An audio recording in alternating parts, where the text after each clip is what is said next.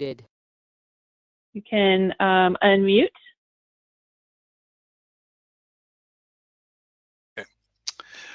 Union Plus is pleased to sponsor this webinar with Money Management International. UP has had a very long relationship with MMI, and we're very pleased that they were able to pull this webinar together in such short notice. My name is Keith Irvin. I'm the program manager at Union Plus. I'll be available to answer any questions about the Union Plus benefits at the end of the webinar. I'll now turn this over to Amy for the rest of the presentation. Thank you, Keith.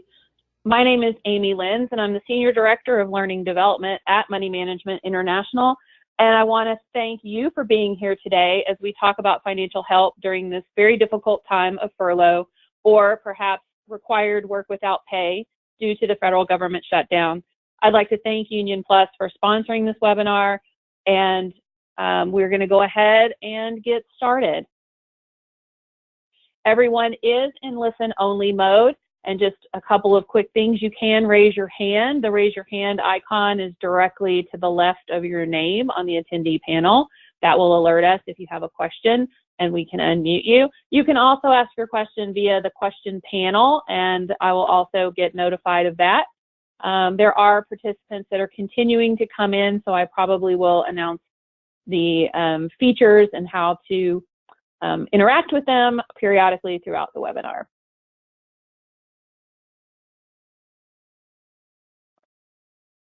So right now, it may feel like you are alone, but you aren't alone. There are many, many organizations that have rallied to help those who are in this furlough situation. That includes your union and many of your creditors.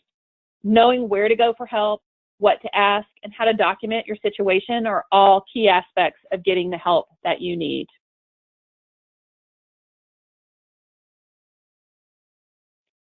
So today we have 4 objectives. We're going to talk about these 4 main strategies around managing your finances during and after the furlough. So we're going to talk about how to analyze your available resources to generate the cash that you need to pay bills and keep the household running. Next, we're going to look at a priority-based spending plan using the resources that we've identified in Objective 1. Then we'll talk about how to work with your creditors, how to ask for a forbearance or for payment arrangement or other options. And lastly, we're going to talk about implementing a recovery plan when the furlough is over. So let's get started. So beast mode is pretty common out in the world of Facebook. I always see my friends and family on Facebook saying they're in beast mode at the gym. So you've probably heard this term. And usually people are talking about sports or competition. But right now, you need to put yourself in beast mode to tackle your finances. That means that we're going to explore all the options and the hard choices. And we're going to have some difficult conversations in our household because we all have one goal, and that is to get through furlough with the least financial impact to our household. So we're going to put everything out on the table, and we're going to do what it takes, even if it's hard. We're going to go into financial beast mode. And right now, most people are operating under 2 assumptions. 1 is that the shutdown will be short-lived, and 2 is that Congress will authorize back pay. And I sincerely hope that both of these things occur. But today, we're going to discuss planning for any eventuality. So the first thing we're going to talk about is a family meeting.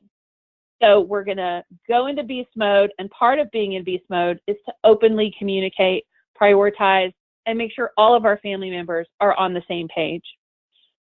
As you begin to analyze your resources, you need to have a family meeting, and this is a good first step. It's going to be important to include kids in this money discussion. Kids probably have certain expectations about how money is spent in the household. And while we don't want to scare them or burden them, we also don't want to keep important information from them.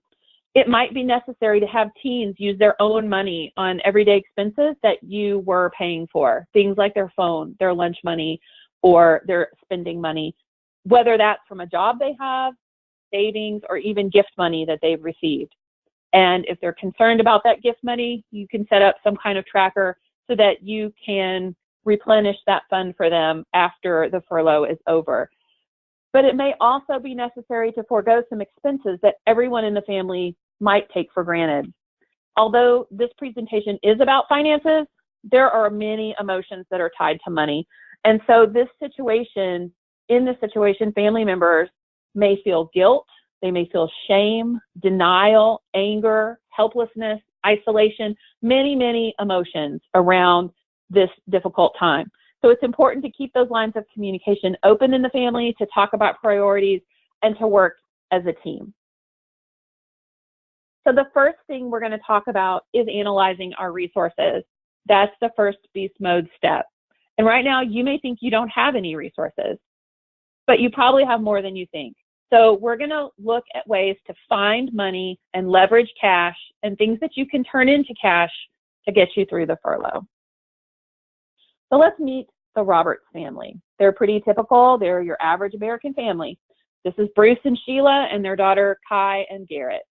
Bruce works for the federal government, but Sheila works for a nonprofit.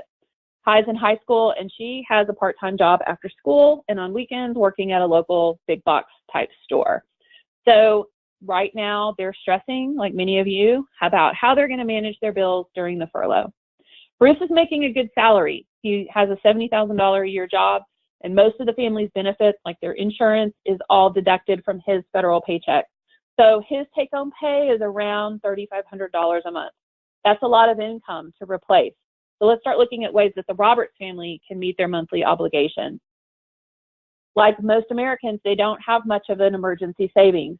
They have about $600 in savings and a couple of $100 in their checking account. So let's see if we can help analyze their resources. And by that, we mean ways to increase their cash flow into the household temporarily while Bruce is off work. We're going to look at many options, and some of these are going to be applicable to you, some may not be. But we're going to try to generate as many ideas as possible. Some of these are going to be more desirable than others, but we want to generate as many ideas as possible so that you have the most options at your disposal. The first thing we're going to talk about are the Union Plus furlough assistance benefits. These are going to be able to positively impact your situation if you have a Union Plus credit card or a Union Plus mortgage. So first, let's talk about the card assistance program that is available through Union Plus for credit card cardholders who have had a credit card for at least 3 months and were in good standing at the time of the furlough. So that means you weren't behind or delinquent. Available from Union Plus is a one-time $300 furlough grant. So this is a $300 grant that will be applied directly to your credit card as a credit on your statement. And it is a grant, which means you do not have to pay it back. So this is a benefit that is available to anyone who has a Union Plus credit card. The second specific Union Plus assistance item is for Union Privilege or Union Plus mortgage holders. If you've been a mortgage holder for at least 12 months and you were in good standing at the time of the furlough, then mortgage assistance is available to you, and that really takes two forms. One is that there is a $300 utility grant that is available to help pay your utilities. This grant is a grant, so it does not have to be repaid, and that is a one-time $300 utility grant. In addition to that, for the mortgage, there is a mortgage loan assistance program that is going to allow you to receive up to 6 months of mortgage payments as a loan from Union Plus. So Union Plus pays the mortgage on your behalf while you're on furlough up to 6 months. And at the end of the furlough, then you repay Union Plus at $100 a month until the loan is repaid. And this loan is an interest-free loan. So this is a really great benefit for you if you have a Union Plus mortgage. The mortgage loan also comes with a $1,000 loan forgiveness grant. So this component really even stretches this a little bit further. So let's look at an example. So let's say you have the Roberts family. They have a $1,200 a month mortgage, and they get 2 months of loan assistance. So they've received $2,400 in loans interest-free to pay their mortgage. And Union Plus has this $1,000 loan forgiveness, which means that they only have to repay $1,400 of the $2,400. So at $100 a month after 14 months, then they've repaid their loan interest-free. So where do you find this assistance? If you go to the Union Plus website, and you can see it here on the screen, there is a hardship help icon up at the top. I have it circled in red here. So you can click on the hardship help link and it will take you to the hardship help page. For the credit card benefit, you'll see it right there under financial assistance, furlough grant for Union Plus credit card holders. And then down below under homeowner assistance, you can select mortgage assistance. And that's where you'll find the information for the mortgage assistance grant, for the utility grant, and for the loan. So you might be asking, well, I'm not a Union Plus credit card or mortgage holder, so is there any help for me? And we're going to talk about some of those other options for other kinds of credit cards and mortgages a little later in the presentation. So one of the very first things you really need to consider is filing for unemployment. There's a lot of rumors out there, so we want to kind of get this out here where everyone can understand what is and isn't factual. So the rules vary from state to state, but most federal workers are eligible to file for unemployment benefits in their state while on furlough. Some states don't have any waiting period. Some do have a 7 or 14-day waiting period. So you need to visit your website for your state and apply as soon as possible. So in Bruce's state, for example, with our example family, he can receive up to $370 a week, which is $1,480 a month. And that's 42% of his former take-home pay. So this can go a long way to helping with the bills. And you might be reluctant to file. You might think you're not going to get that much benefit out of it, or it's a hassle. But remember, you're in beast mode. So this is about creating financial stability for your family, getting the cash needed to pay the bills and keep that household going until the furlough is over. It is worth taking the effort to file for unemployment. Most states are going to require that you pay back the unemployment benefit if you receive your back pay. So keep that in mind. That's okay. You know, use the benefit now to pay your bills, knowing that when your back pay comes in, you'll be able to repay, think of it as a loan. You'll be able to repay this unemployment benefit that you've received. But in the meantime, you will have cash coming in to help pay your bills. Let's look at something else that you might not readily think of.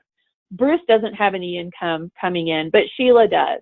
And Kai has a little bit. She has her part-time job, but Sheila has her income from her job.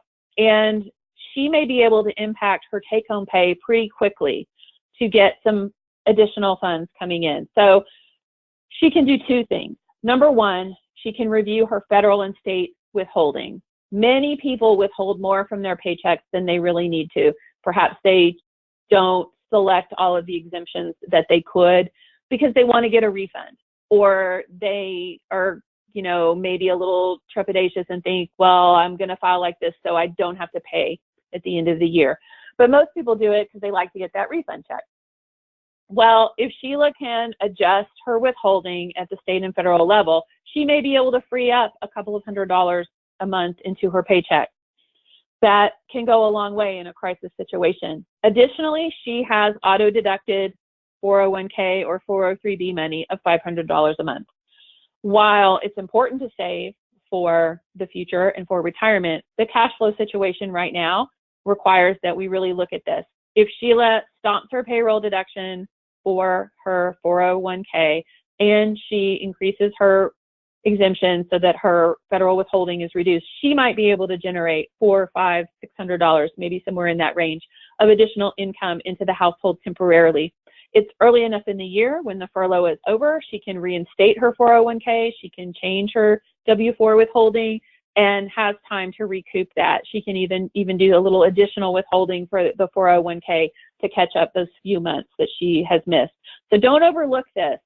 You know, we put that out of our mind because it's being deducted, but really look at how you can increase the take-home pay of anyone who has money coming into the household right now. A garage sale. So you might have thought of this and thought, garage sales are not for me. I don't like to hassle with this. It's winter. Where I live in Wisconsin, nobody wants to go to a garage sale. Nobody wants to hold a garage sale. But I want you to think about the ability to use Facebook and social media. Facebook buy-sell pages are very popular, and this is a way to quickly generate cash. look in your closet, look in your basement, look around your house, talk in that family meeting about video games that the kids don't play anymore or clothes that they don't wear anymore, and think about things that you can sell quickly online without a lot of hassle. You know, eBay is good as well. Sometimes you have shipping and things like that involved. So I'm suggesting start local first because it's quick and easy. That might bring in a few $100s, and that could be useful money in this situation. That could be spending money. That could pay one bill. That could keep your lights on for a month. There are many ways that you can generate income quickly through things like Facebook buy-sell pages or local Craigslist types of entries. The next thing we want to talk about is the gig economy. The 2008 recession didn't create the gig economy, but it really took it to a new level with things like Uber and Lyft and Airbnb.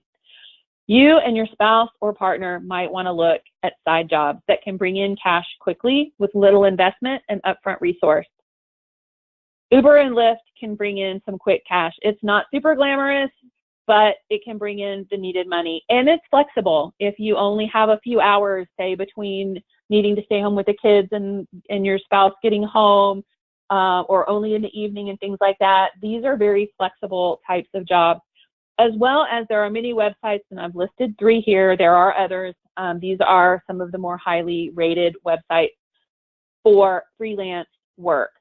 If you have a skill, perhaps even from your normal job, say you were a graphic designer or you did writing or editing or computers, or you know how to do Photoshop, any of those kind of things could be a hobby or a talent or something that you use in your regular employment.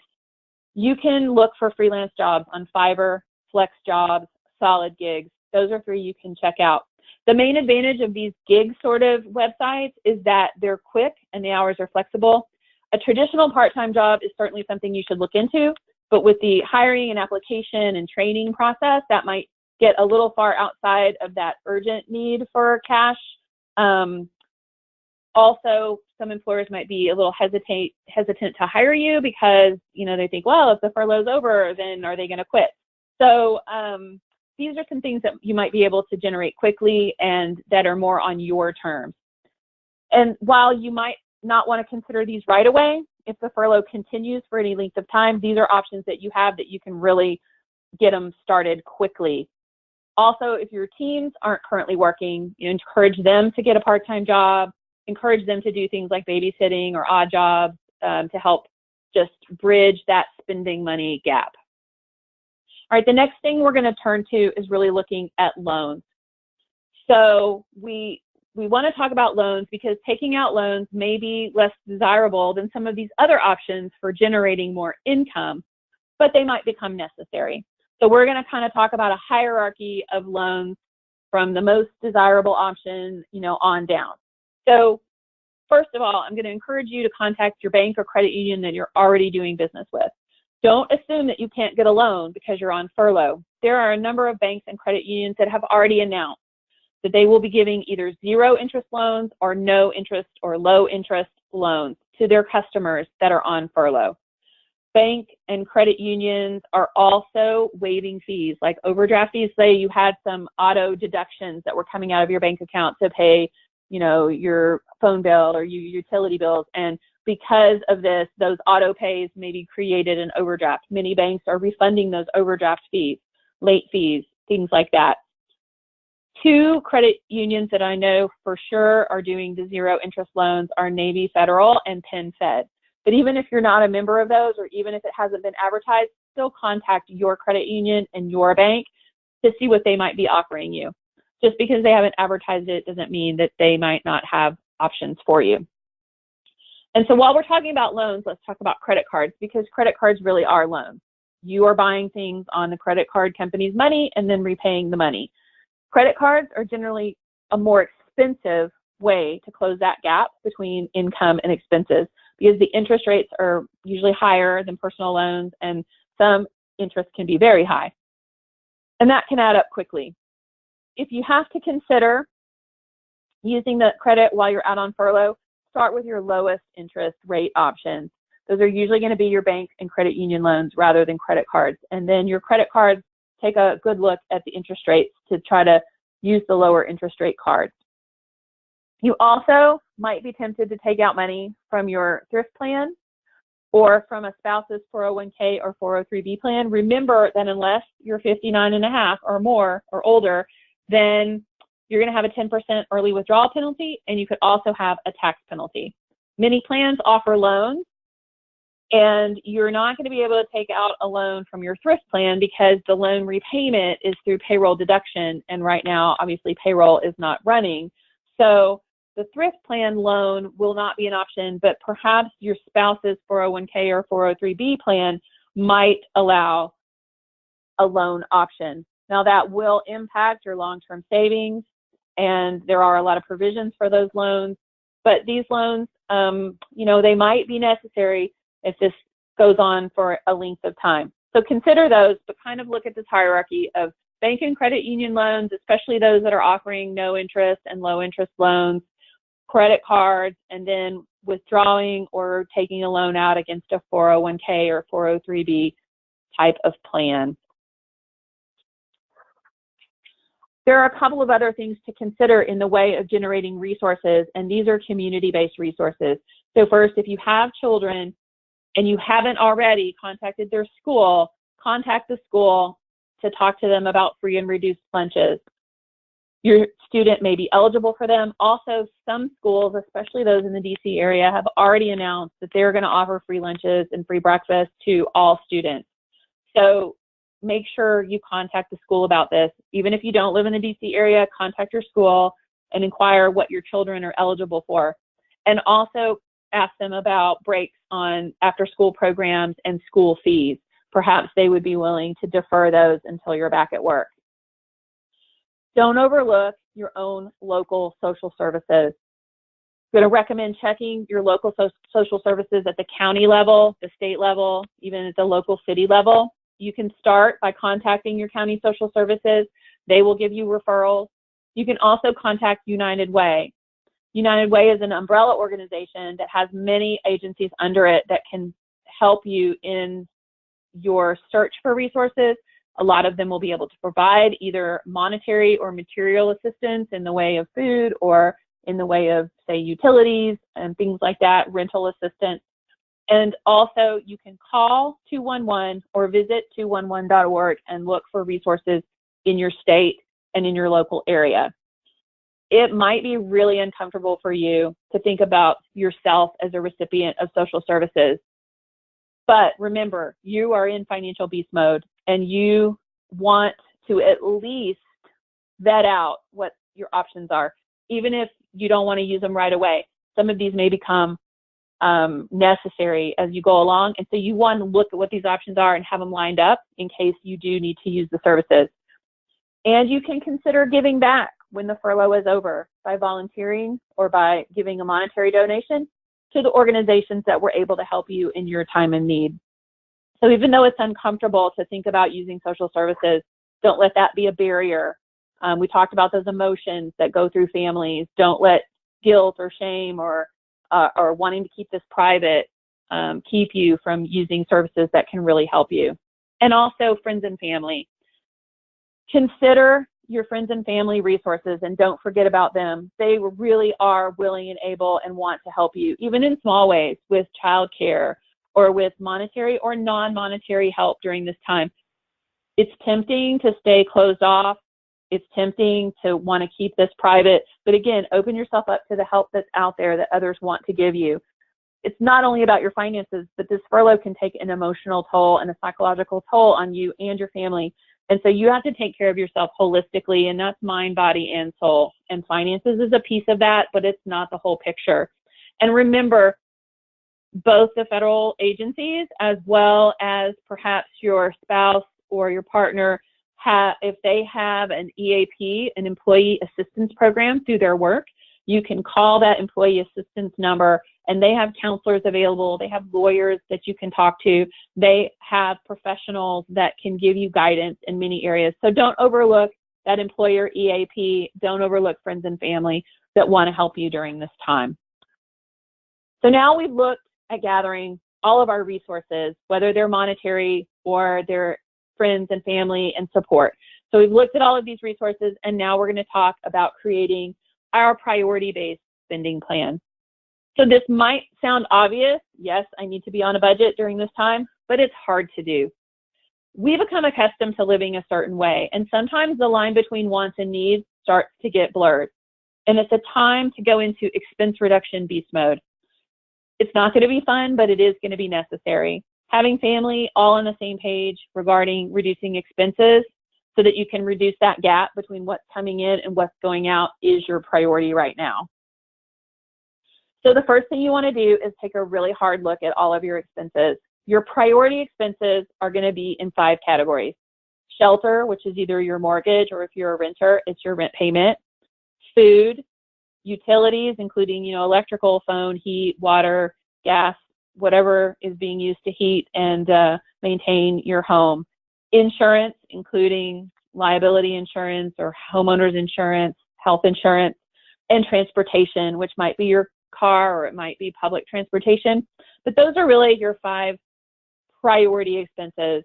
These are the must-haves. Everything else is going to have to be deferred to the extent possible.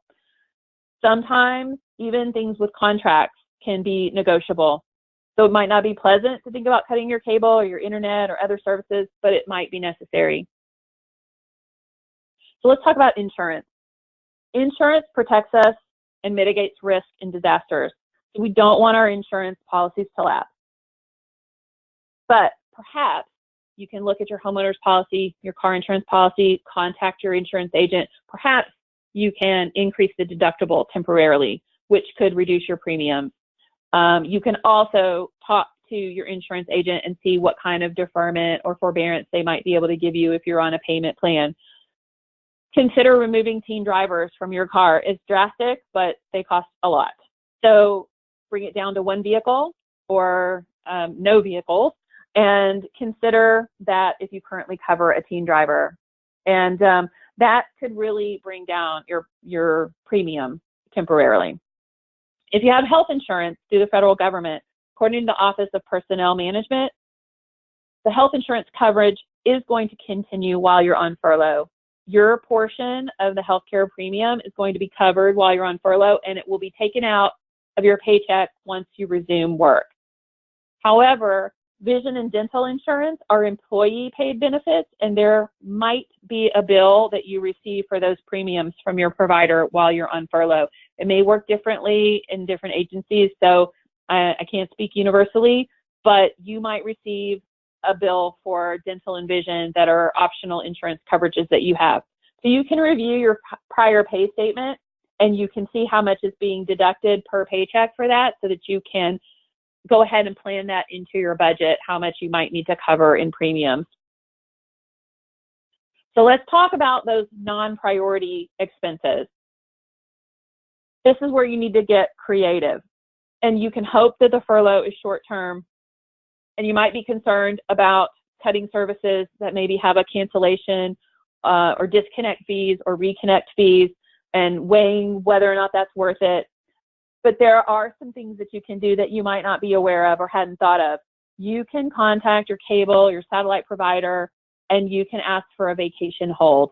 And what that means is that they won't disconnect, but for as little as, say, $5 or $10 a month instead of the full bill, they will keep your service alive, although you won't be able to use it, but it will not be technically disconnected, and therefore you wouldn't incur a disconnect reconnect fee. So you should call and ask about a vacation hold. Of course, you won't be able to access the service, but if, like many of you, if you're like me, the cable or the satellite bill can certainly add up, even if you're on one of the lower plans and don't have the more premium services. So you might ask to drop to a less premium service, or you might ask about this vacation hold, and that could be $70 to $200 depending on the types of channels that you have, and this might be something that's necessary. You can also start and stop services like Netflix. You can consider pausing other things like gym memberships.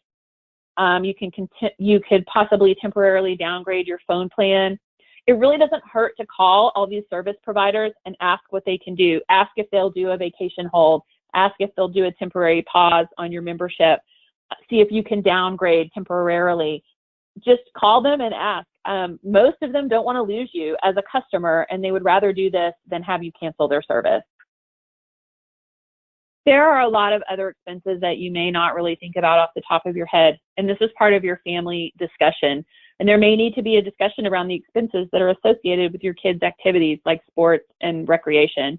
If the furlough continues, you might need to forego youth activities that have fees or uniform fees, things that have expenses like dance class and art and music.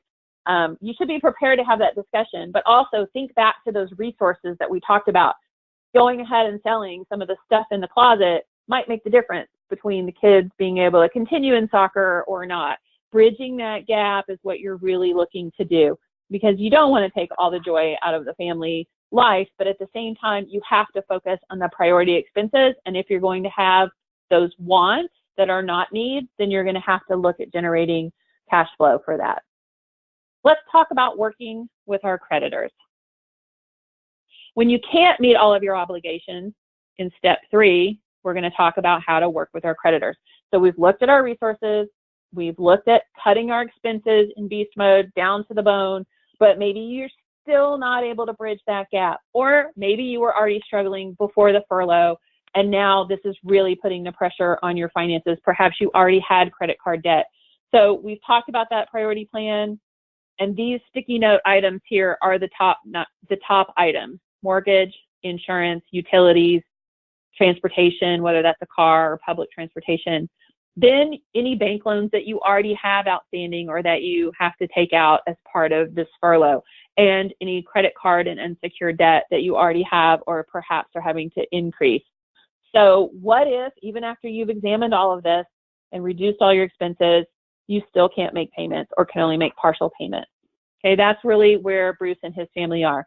He's like, I can't pay everything. What do I do now? So that's what we're going to talk about. We've talked about the help that's available through Union Plus, but if you don't have Union Plus cards or mortgage, then we're going to talk about the options that are available through other means. So first of all, the first thing you should do is get out some paper and pens the old-fashioned way. Get some folders that you might have around your house, manila-type folders, and contact each creditor and take notes on your conversations. So many credit card companies, mortgage companies, banks and credit unions, all of them are implementing programs to help families that are impacted by the furlough. I've seen a lot of them with statements that are out either through their public relations or through articles that are out on the news website. And you may not be aware of them. I wasn't really until I went looking for them. But a lot of the banks and credit unions have committed to helping people on furlough. So the first step is going to be to call each creditor and ask for help. While the help may be available, they're not going to automatically give you a hardship plan. You're going to have to call them and ask for the assistance. So if, like I said, if you have a Union Plus mortgage or credit card, we've talked about going to the website to get those special benefits. But if you don't, if you have a credit card through one of the major banks or through your bank or credit union, you're going to need to call those lenders and you're going to have to initiate a discussion about these special programs. So you want to explain your situation and state that you're a federal worker on furlough. You're going to ask what programs they have available. You're going to ask for a hardship program or a forbearance, and we'll talk about what those mean. If you have student loans, you're going to ask for a deferment or a forbearance or a reduced payment plan, and you're going to ask them whether or not they have any special considerations for credit bureau reporting during this time. Many of the creditors have indicated that they will not report delinquencies for those who are on furlough. They will not report missed payments or partial payments. And that's going to vary by creditor. It's completely up to them, but many of them are offering that. So if you don't have a mortgage, if you have rent, then you want to contact your landlord right away and ask about rent assistance. Your landlord is in the local community. They are probably going to know where you can go for rental assistance, whether it's United Way or one of these other social service agencies we mentioned back in resources. They're going to tell you whether or not they can give you a forbearance or a partial payment or anything like that. A forbearance is either a reduction completely or the ability to defer and miss and skip payments. So a forbearance is where you're not making a payment until the furlough is over. A hardship plan may include forbearance, or it may include a reduced payment and a reduced interest rate. A lot of credit card companies are going to give you a hardship program that lasts about 6 months, with a reduced payment and a reduced interest rate, and then it'll resume back to the regular amount. A forbearance is going to be a period where you don't have to make a payment. Student loans, whether you get deferment or forbearance, is going to depend on where you are in the student loan payment cycle. You might also ask for a reduced payment. If you're on public service loan forgiveness, remember you have to make 120 on-time payments in order to continue and to receive that benefit. If you go into forbearance, then you will resume the payments when you come back out of furlough and come off of forbearance. The 120 on-time payments do not have to be consecutive, but they do have to be on time. So that's very important of not going delinquent. So you can ask for deferment or forbearance, and your student loan servicer will be able to tell you which you would qualify for. And if for some reason you can't get a deferment or forbearance, you need to talk to them about one of the income-based payment plans. So there are, as I mentioned, Navy Federal and PenFed offering those zero interest loans to customers. Mortgage servicers have committed to offering forbearance to customers, which is the temporary suspension, again, of payment. You have to pay that back once the forbearance is over, but then you might qualify for some other workout option or a mortgage modification to get you back on track. So you're going to have to probably talk to your mortgage servicer several times through this process. All the major creditors, Wells Fargo, Chase, Bank of America, and Citi, they've all put out statements, and you can go to their websites or you can search in Google for the name of your credit card holder and the word furlough. A lot of them are putting up special pages on their website that include forbearance or hardship programs. Also, as I mentioned, the creditors have said they aren't going to report to the Bureau. That's totally up to them, so you should ask your particular creditors about that. It's really important to take notes while you're on the phone. So write down the date and time of your call, what number you called, who you spoke to, ask them their name, they'll give it to you, what concessions they offered you, what you guys agreed upon as far as payment dates or payment terms, and then monitor your statement. So the work's not done after you contact the creditors, okay? That's why you need to make a file folder, and I really suggest a file for each creditor so you can keep it all straight and the names and dates and times you talk to people. Because if you receive a statement and they, maybe they charged you a late fee and they said they were going to waive the late fee, or you don't see that the interest rate changed down to whatever they agreed to, you're going to need to call them back. So it's very important to sort of keep organized on this and keep everything in order so that you can check and make sure you're getting the benefits that they told you they would be giving you. You also want to follow up in writing. I do see there's a question, and I'm going to pause after this section to see what that question is. So I want to go ahead and just finish these last few slides in this section. You want to follow up in writing. After you talk to customer service and you agree on a workout plan, then put that together in a letter summarizing your discussion and mail it to your creditor. You can find the customer service number for creditors, their mailing address, either on your bill or on their website. So you want to send the letter that outlines what you agreed to, and then keep a copy in that folder for your records. And this is a sample letter. We do have that as a handout that you can download from this webinar. We'll show you that at the end. This is also available on the Office of Personnel Management website. So this is a sample of the letter that you can send to your creditor, confirming what you talked about over the phone. And make sure you always put your account number on there so that they can reference that. Last but not least, I want to talk about utilities. Utilities are one of our priority expenses. You need to call your utility companies also. You might not think of them as a creditor because you don't really have a balance with them except for your monthly bill. But really, they are a creditor, especially if you start to go delinquent, which you do not want to do on your utilities. You want to ask about forbearance plans that they may be offering or hardship programs. They might offer balanced billing. Most utility companies do, and you might be able to get balanced billing since we're in the heating season. That might help you a little bit to decrease that monthly payment for the short term. They might also be able to refer you to local assistance in your community, like utility hardship programs and grants. Your utility company is going to know who those people are in your community, so you really should give them a call and give them an opportunity to direct you to some of the assistance that's available locally to help pay for your utilities. Again, United Way and the social services agencies are going to be able to help you or point you to the right direction. So before we go to section 4, which is recovery, I want to grab the questions. Will there be a discussion about health and life insurance premiums? What I can tell you about your health and life insurance premiums, what I can tell you about your health insurance is that according to the Office of Personnel Management website, the premiums are going to be paid for your health insurance. You will not have a lapse in health insurance coverage. The premiums will be paid on your behalf, and when you return to work, then whatever your employee portion of your health care premiums were, they will take that out of your paychecks once they resume. So let's say there was a payroll deduction of $100 a paycheck for your medical premiums, and you missed 2 or 3 of those, they would take the $200 or the $300 out of your paycheck when you resume. So medical coverage, according to the Office of Personnel Management, is not going to lapse. You can contact, if you have a contact for your agency, I encourage you to do that. But my understanding, according to that OPM's website, is healthcare will not lapse. Other optional benefits, such as dental, vision, perhaps life, I'm not sure. There's not a lot of information available.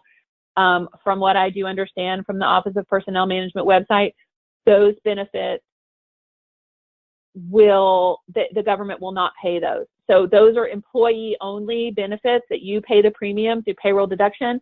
From what I understand, you're going to have the opportunity to pay those. The provider will send a bill for those. So if you normally have, $30 for dental and $50 for vision or whatever it is taken out of your paycheck, the way I understand it is that you're going to receive a bill. That may vary from agency to agency or plan to plan, and I'm not 100% on that. So again, that's what I understand from the OPM website. All right, so let's talk about recovering strong. Once the furlough's over, things will get back to normal, and I'm going to put normal in quotes because normal may not be normal for a little while, but things should get back to normal pretty quickly. But once you do start working, then you're going to need to work on repaying any loans, bringing accounts current, and checking on your credit report and your credit score. And we also want to talk about future savings for emergencies. All right. So the first thing we want to do when our paycheck resumes is pay off the loans or credit card debt or other obligations that we sourced out in our resources portion. That's step 1. We want to repay those things as quickly as we can. In the past, Congress has authorized back pay for furloughed workers. I can make no guarantees. In this morning session, someone asked if they thought that that would happen, and I said I don't have a crystal ball and I cannot tell the future. But if anything, like the past is a basis for the future, then that has always happened. So I wish I could guarantee that it would happen. I certainly hope that it does. If you do receive back pay, don't be tempted to spend that money on other things. Remember, you went into expense reduction mode, so you're going to feel a little deprived. Don't splurge. Take that money and pay down any loans that you incurred. Pay off any credit card debt to the extent that you can. If you were buying, say, groceries on your credit card, pay only the essentials out of back pay and pay off all of that short-term borrowing and the debt first. Then start to recover your non-essentials. And remember, you might also have to repay those unemployment benefits if you filed. I'm going to pause here because I have a question and I have a hand. Who's got their hand raised?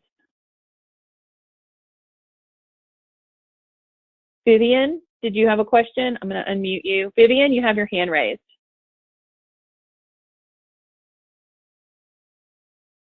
Okay.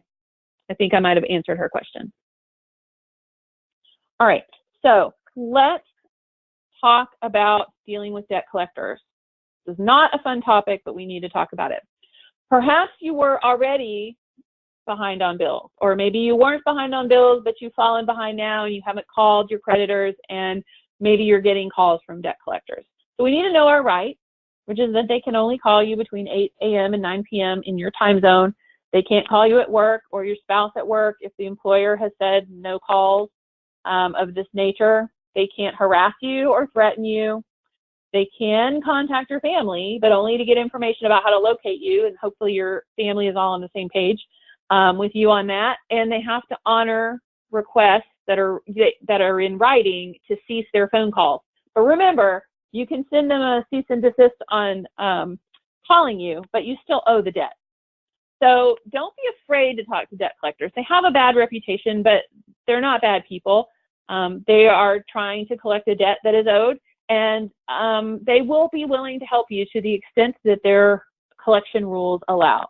So know your rights and don't get pushed around, but also talk to these people and explain your furlough situation and ask for a hardship plan. Ask for what they can do as far as payment negotiating.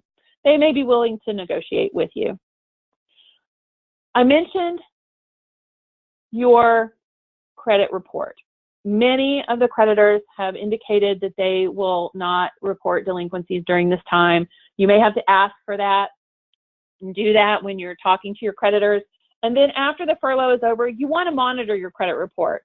You want to see if the creditors who promise not to report those delinquencies or the partial payments do so, because there's hundreds of thousands of people, so you might slip through the cracks and something might get reported that shouldn't have. So you can order your 3 credit bureau reports free annually. So if you go to annualcreditreport.com, you can order your free credit reports. And what I suggest is that you order one of the 3 now, or say when the furlough is over, one about 4 months later, and then one 4 months beyond that. So that would take you a year out from the time the furlough is over to monitor how things are being reported. The 3 credit unions are 3 credit bureaus are Equifax, Experian, and TransUnion. So a lot of the banks and credit unions offer free credit scores. Like I know my bank that I bank with, I can go online every month and see my credit score. So you can monitor your credit score to see if there's an impact. And you can obtain your credit score for purchase through myfico.com if you don't happen to have one of those services that gives it to you for free. If you have negative reporting on your credit report due to the furlough, you can place a consumer statement up to 200 words on your report explaining the situation. So what that means is you can put a statement that says, I am a federal worker, I was impacted by the furlough, this is a one-time situation, right? Which might let a future creditor know, say you wanted to buy a house a year from now, or you were planning to get a new car next year, or whatever it is. Then that would be an indicator to the lender that this was an unusual circumstance. You want to be succinct. You don't want to really make excuses, just state the facts. And it's up to the lender whether that impacts their decision or not. And then you can also remove that statement when that information is no longer on your credit report. Information will only, depending on the type of credit, such as payment history may only be out there for 36 months, so some of the older payment history will start to roll off, and you can remove that statement. But it's important to keep up with your credit report, know what's on it, make sure it's accurate. Each credit report will have instructions for how to dispute inaccurate information, so you can do that. And just to monitor it, to make sure that some of these things that have been promised are really going to come to fruition. Now let's talk about emergency savings. And I know it's hard to think about that right now because it's hard to think about putting away for an emergency when you're in an emergency. But we do need to think about future emergencies and how stressful those situations can be. So once the furlough is over, revisit your budget as a family and commit to a pay yourself first strategy for saving. Almost everybody says, I can't save, I have to pay all my bills. But if you pay yourself first, you can find a way, even if it's a small amount of money every month through, say, a payroll deduction directly into a savings account that's not part of your regular checking account. Put that money out of sight, out of mind, and let it build over time. Strive to build up a $1,000 emergency fund first for over the next 12 months. There are a lot of ways that you can do this, and you can commit to, say, taking a certain amount of money out of every paycheck, whether that's weekly, biweekly, monthly, and putting that through payroll deduction into a savings account. Or you can try a cash strategy where you save incrementally. This week I'm going to save $1. Next week I'm going to save $2, then $3, then $4, then $5, and you build up until you've built up that savings.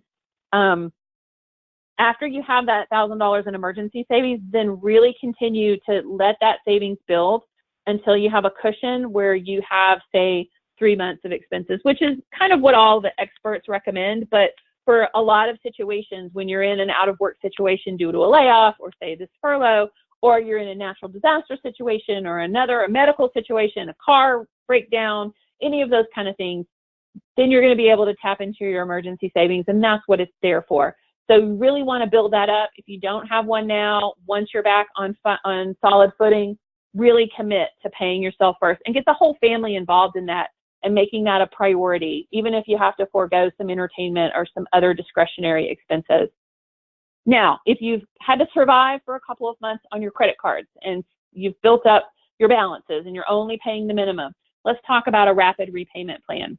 You can search for a debt snowball calculator. You can search debt snowball or debt avalanche. You may have heard these terms.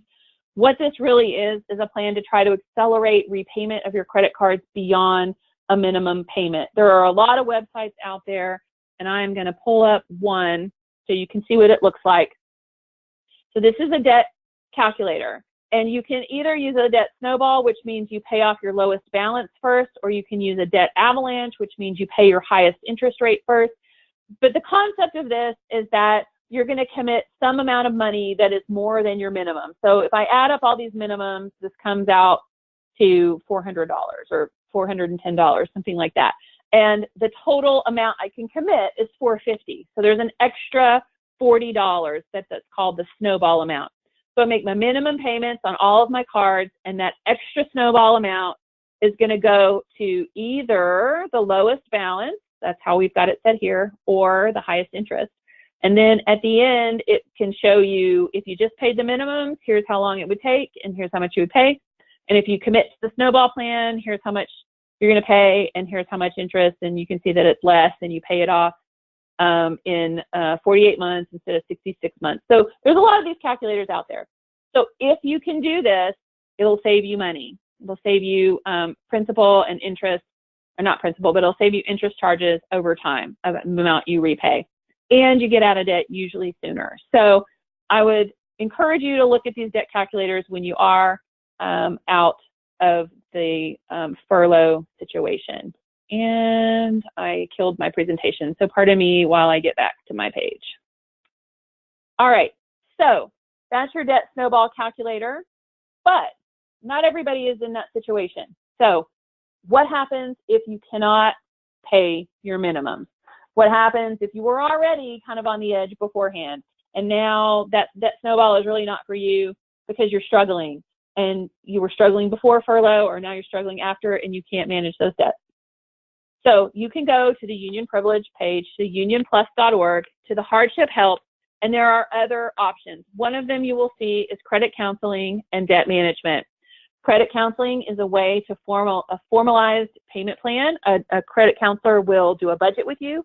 They will talk through your finances, and they will help you formulate a plan that, if the creditors accept, will create basically like a hardship plan, but most creditor hardship plans are about 6 months long. Credit counseling, you can take up to 60 months to pay off your creditors, and it's a structured plan. My company is the credit counseling organization that Keith mentioned. We have been partners with Union Plus for a very long time, and so Union Plus has some debt management benefits for their union members who go through a credit counseling session. Keith, did you want to speak to that, or would you like me to? I think you're on mute. Yeah, you can put you on the go spot. ahead. You can go ahead. It's the same information as this morning. Okay. So if you go to the Union Plus hardship help benefit, then you will see that on the debt management plan, there are some options such as a waiver of some of the fees that are normally associated with a debt management plan. And also there is a grant benefit for union members who participate for 12 months and pay on time and participate successfully for 12 months. There is a grant reimbursement option available. And I believe, Keith, you said this morning that those grants have varied from just $40 or $50 all the way up to the hundreds of dollars that are reimbursed to the participant for successfully working through the first 12 months of their debt management plan. So these are really good options for you. Credit counseling, the number is here that you can call if you need help. Resources that are available, you can see the number here, learn more about it, etc. Okay, So those are options that are also available for you as well. So let's go back here. All right, so I want to end this by just really reiterating that you really aren't alone. There are a lot of people who care about what's happening right now, and there are a lot of people who are committing to help. Union Plus has the hardship benefits available, so go to the Union Plus website, review all your options. A lot of your creditors are willing to help establish plans, and your community has resources and they want to help you too. I really hope that this information has been helpful to you and given you some ideas on where to start and how to approach your finances. It's not, you know, the perfect solution, but it is certainly a help and a start for you. I do need to mention that this is educational. If you need legal advice or tax advice, you really need to consult a legal and tax professional. And don't forget about your EAP that may have some of those low-cost resources for you. Any questions? I think there was one question that I answered during the presentation. If anyone has a question, you are certainly welcome to raise your hand or to formulate that question in the question box. I want to point out the letter that we talked about one more time. That letter is in the handouts. There's one handout you'll see in the handout section, and it's a PDF. You can click on that. You can also go to the Office of Personnel Management website and pull that down as a Word document and use it to fill in and edit. Wait just a minute for any questions that anyone may have.